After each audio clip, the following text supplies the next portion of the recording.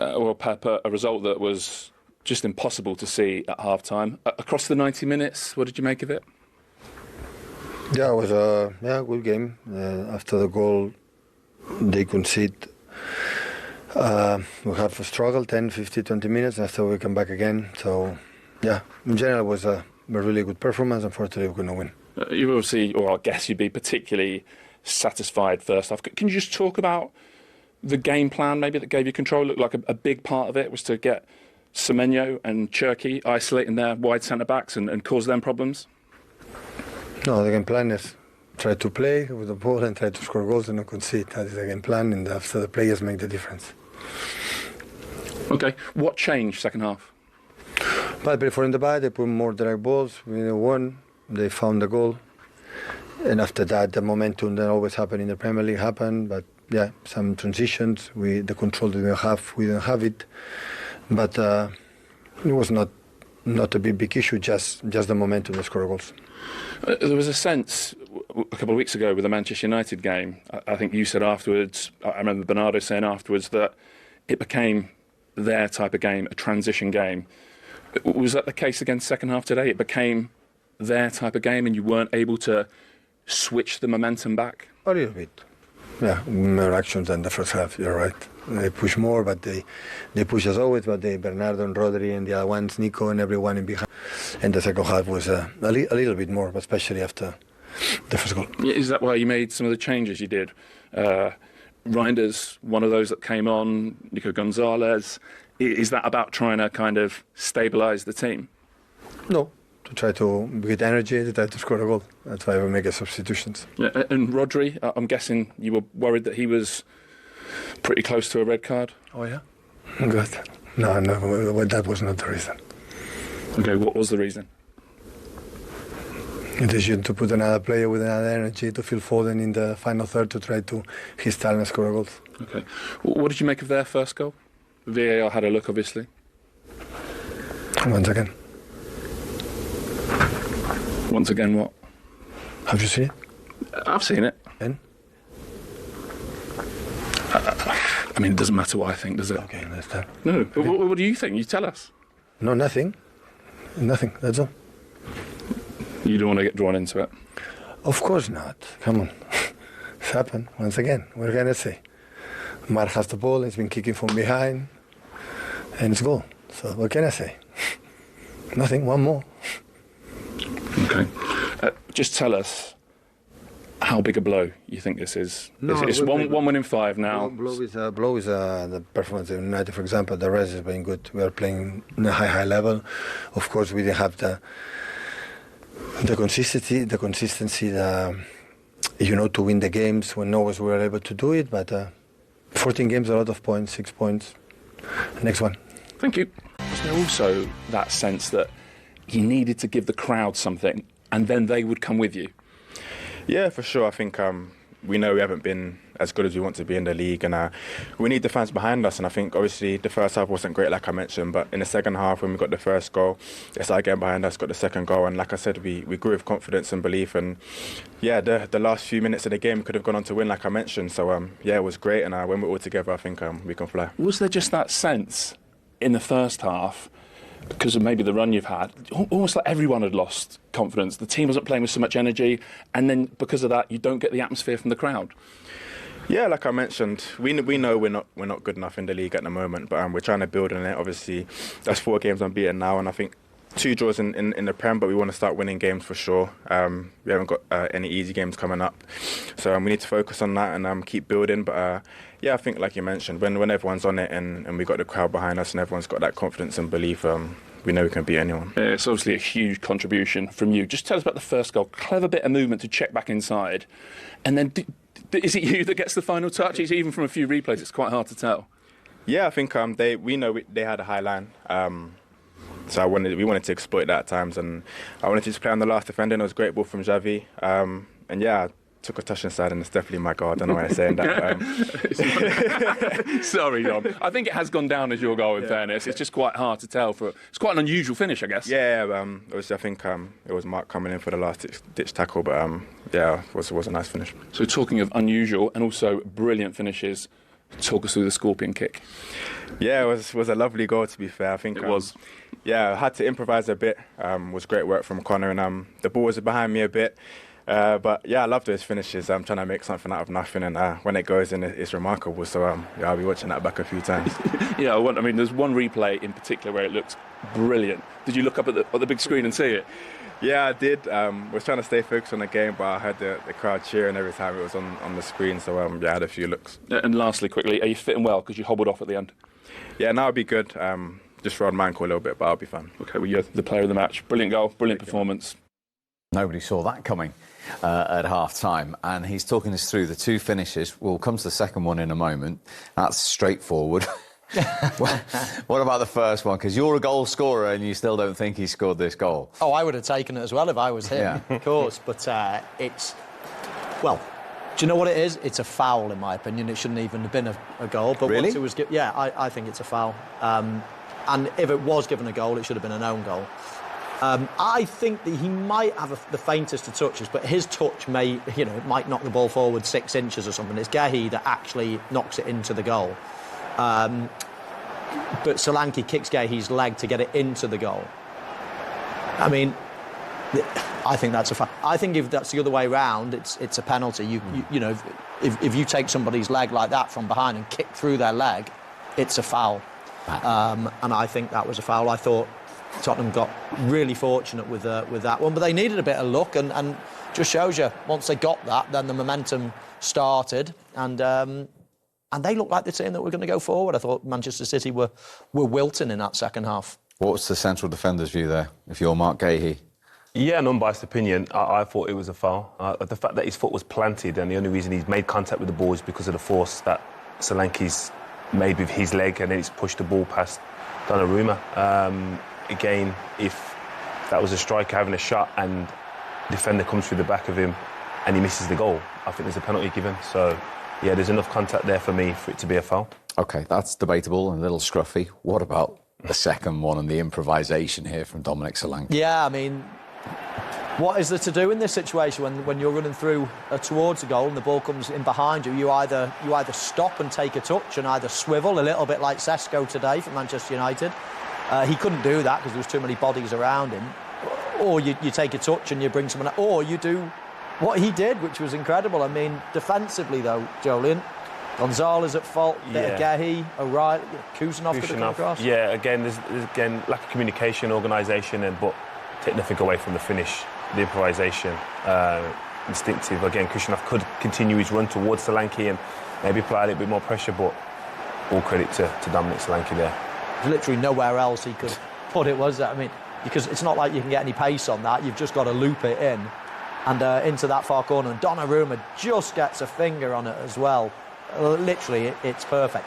I'm not sure how much you know when you're improvising like that. I'm not sure how much you can control the trajectory and the direction and things. I think he just sort of got a leg on it and tried to help it too, but that's taken nothing away from it because, you know, he made the right call in going for it, and if you don't go for it, you don't score. Absolutely. We will, of course, come on to that. But it's another game. It almost followed the pattern of Chelsea against West Ham yesterday. It was very similar, wasn't it, in the sense that first half, Tottenham were an absolute disaster in their setup. I hadn't realised that I'd actually seen into the future and predicted the Tottenham shape, but only for the second half of the game, not for the first half of the game. But it made such a difference because it put them much more in a position to engage with the Man City players.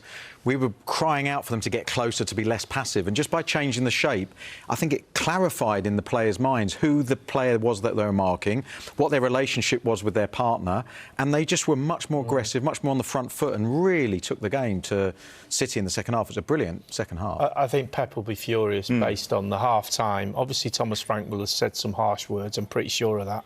And he changed the system. Yes. But ultimately, Man City were in so much control in that first half. For them not to maybe get 3 or 4 in that first... We were thinking about, if this goes to 5 or 6, Thomas Frank could be in a bit of trouble here at the end of the game. But to be fair to him, they changed it. And what was interesting, how the players, as Graham said, just felt more comfortable in a position where sometimes on a pitch, when you're a little bit too far away, you go, I don't want to go in there. And that was the case in the first half. I don't want to go, so I won't go anywhere. And then they just ran round you. But they were closer, so you think, do you know what? I'm going and my mate's going. All of a sudden, the system seemed to work, and that enthusiasm to close the ball down just upset City a little bit. I'd suggest to you that maybe the Tottenham team has had a better day than the Tottenham fans, half of whom went home at half-time and gave up on the side. Yeah. Well, there was every reason to go home in as much as it was the worst I've seen for a long time from a home team that couldn't get anywhere. And City are a good side, and they can do that to teams, but you've got to be a bit stronger than that and go, do you know what? Forget the tactics. Let's just get close to the man I'm marking. It's also, I think, we're talking about a transitional period for Tottenham, and we live in a world where you don't have time. You've got to be instant impact, and if you don't, if you're Tottenham and you lose 4 games out of 6, you're in trouble. You're going to get sacked. Who do you replace? Who do you give the chance to actually get the players to understand a different play? And you can see just by that game, that's a great example of where Tottenham are. One system in the first half that Thomas Frank was maybe thinking was going to work. The players clearly didn't. You change it, you get a really good performance out of him. So now he's got to be the one that says, you know what, I've got to go with what I've seen in that second half, set the team up, give them confidence that you're going to play through some sort of inconsistency to get out the other side. Otherwise, you're just going to keep going around in circles as a Tottenham fan. I have to say, I think they were a little bit lucky to get back in the game. We'll see it in the highlights. The Solanke first goal, I think, should have been, I agree with Steve, it should have been a foul, but there's not one Arsenal fan in England that would have given that free kick. And, of course, it set him up in a position where he scores a scorpion kick. I mean, it was Giroud, New Year's Day 2017, all over again. Against Palace. Yes. Well, that's the only bit I remembered. But, I mean, that's going to go... That'll be a contender for goal of the season. Yeah, certainly will, yeah. And totally intuitive instinct. You can't practice that in training. No. It's just the awareness of where the ball is, where you are, where the goal is, and being able to execute. Obviously, you and I could never have done that in a million years, let alone John. I could. You could? Yeah. You could? Yeah, I've done that a few times in training. Anyway, moving swiftly on. I was going to say, is your memory going? Right, let's open up the debate a little more by bringing in Joe Spate and Stephen Warnock, who called the game so excellently for us in North London. Stephen, I thought you made a very good point that you couldn't say that the players weren't playing for Thomas Frank, particularly in that second half. But I just wonder, on a broader point, we discussed what the atmosphere was like, the feel ahead of the game, and Joe described that very eloquently. At half-time, it was clearly mutinous. By the end, how would you assess it? Still somewhat subdued, I would say. There wasn't a huge amount of enthusiasm for the Spurs players and for Thomas Frank, but we were just discussing here that he's a manager who is obviously a good coach. We've seen that from his body of work previously at Brentford, but he needs time to instill both his philosophy and also get the squad he wants here. 100%. I think when you look at the squad and what they've done over recent years, and the term is used, Spursy, I think he's got to change that mentality within the changing room. I think he's got to get out some of the players that have played today, some that are in the squad. That takes time. Things aren't going to change over the night, and Graham said it there. You look at this squad, who are you going to bring in? How are you going to change it? They're going to have the same problems when they walk in. So this isn't a short-term fix. This has got to be changed over a 2-3 year period. But everything's wanted accelerated in life. Everyone wants success straight away. You're not going to get that at this football club, and it's going to take time and a little bit of patience. Well, they have 24 hours to go in the transfer window, so we'll see if something happens over that time. But for City, we asked about their consistency. Can they be a winning machine again? Seeing that second half, you wonder. Oh, no, you certainly do. I mean, that first half performance, unbelievable. So comfortable, so confident, but a poor Spurs team. Then a team that comes out with a little bit of fight, and they weren't up for the fight, Manchester City. I agree with Lee, though. 100% they get back into the game, Spurs, from a disallowed or a goal that should have been disallowed. However, that mentality from Manchester City had to be better, and it could have cost them today the league title. Yes, an element of controversy here. Graham, back to you. I understand you have a question coming up for us. We're eagerly poised. Yeah, obviously, when you're at the game and you see the whole picture, I think my question to Stephen is really, when you look at City in that second half, contrasting it to the first half, what do you think the main thing is, Stephen, that's causing the problem for City to lose that quality that they had in the first half and be so different in that second half of the game? I think it's complacency. I think the game was just so easy for them that they thought we can come out at a canter. And you know what it's like, Graham. You cannot go from sort of fifth gear, drop it back down to second and take it back up. They were in cruise control. Well, they couldn't come out in cruise control in the second half with the tempo that Spurs started at. So I think complacency's caught them out, and credit to Spurs, they got back into it. But that mentality of that we've seen so often from Manchester City simply wasn't there today to get the result they needed. Manchester City in total control at the Tottenham Hotspur Stadium, leading Spurs by 2-0. And Jolien, they haven't had to work very hard for those goals, have they? No, it's been a very average showing from Spurs defensively, and said that they've tried to play out on a relatively high build, but the press was there from City, and again defensively it's all individual decisions, and then me and Mo couldn't work out how good or bad that finish actually is, to be honest. But here, this optimal distance when you're trying to win the ball back is 24 metres. You applied this in your coaching, yeah, with the under-21s. Lee Carsley implemented that, and it's kind of successful. And then you get 2 individual decisions made by Dragusin and Romero, and again, no one's really closing the ball down, and they don't help out Vicario in any way. No, that takes a little deflection, but you know when a goal goes in and you just think that doesn't look right. The goalkeeper gets close to it, doesn't go that close to the corner. I don't know.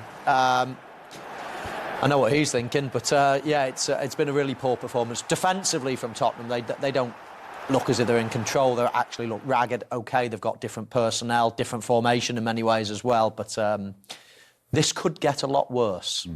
And that was 11 minutes in, and it could have even been a lot worse at half-time with a couple of opportunities. But then just a minute before half-time, I mean, what were Tottenham Hotspur thinking here, Mike? Yeah, well, I mean, Jolien will know more than me, but when your defender is in a position like that, he's struggling, I would think that you stay quite tight and narrow and I mean, you take it away, Jolien. He's struggling here, and it's an awful clearance. But it is, and he's on his weaker foot. But Romero and Paulinho have got to recognise they cannot affect the play offensively in the positions they were in, and then it makes it even harder to recover when you're so wide, and then all of a sudden you get back and like Paulinho should not be running into the shot as Semenyo is taking a shot on goal. I just can't understand the decision. There's no way they've worked on that in training. So that is the individual decisions made on the pitch, and that isn't great. What is great is the celebration. Just nearly at the end took away the 10 out of 10, but he's loving life at Manchester City, isn't he? 4 in 5 already for Antoine Semenyo, and only 2 players have got more Premier League goals this season than him. Now, the overall defensive shape, applying, well, you take it away, any kind of tactic, because it's a completely different back three, we understand that, but still the basics here, Jolien. Yeah, the basics, again, I don't know what they are, I don't know what the principles are defending, and he said none of them are on the same line collectively. They all seem to be defending as individuals. The communication doesn't seem to be ideal. This one here, Romero gives a relatively easy pass, and then he thinks I'm going to go and press the ball, but then he doesn't recognise that Haaland is potentially in behind him. He then goes to close down Shirk. He doesn't actually close him down, and he's in no man's land. And again here, this is like kids stuff, academy football, no straight ball, straightish run, and he gets there and he's comfortable, shot on target, and then Romero does what he does often. He tends to go high and press, and Shirk is not resting. There could be nose for his pace, but he gets in here, and then he even has an awful touch there. Cherky goes to cross it, miskicks it, and then he's one-on-one, and between the two of them, again, there's just no communication and understanding of what my teammate is going to do, so then you try and prevent the next action. It's a great shot at the end, wasn't it? A lot of people are scratching their heads, and some people are just looking in bewilderment, but Dragusin in particular there, diving in and sliding, and at the end, Romero, for a captain, for a leader, he probably needs his main man, Van der Ven, alongside him to show his best, because it's all a bit of a mess back there. And as I say, this could be a 3-4 or even 5. Indeed.